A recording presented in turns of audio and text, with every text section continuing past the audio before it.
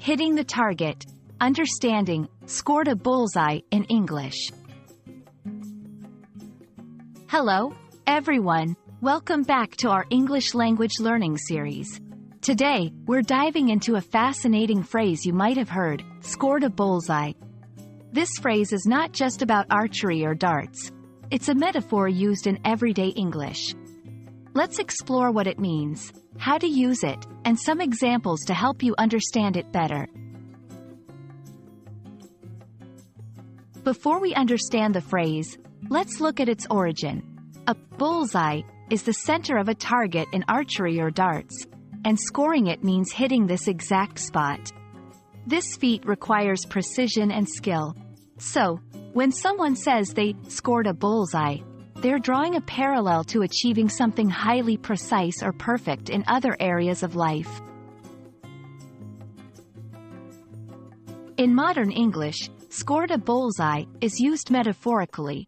It means to achieve something perfectly, to hit the mark in your efforts, or to be exactly right about something. It's often used in situations where precision or accuracy is metaphorically important, like making the right decision, giving a perfect answer, or achieving a goal in the most effective way. Let's go through some examples to see how this phrase is used. 1. In business, our new marketing strategy scored a bullseye, increasing our sales dramatically.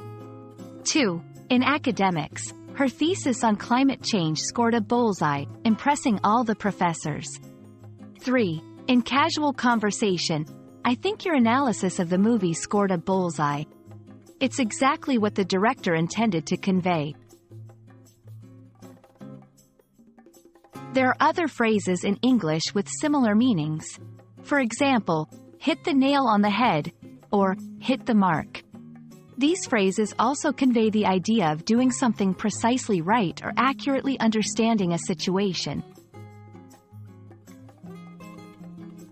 Scored a bullseye is a vivid and useful phrase in English, conveying precision, accuracy, and success.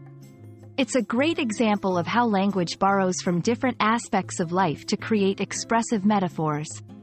I hope this video helps you understand and use this phrase confidently in your conversations. Happy learning, and see you in the next video.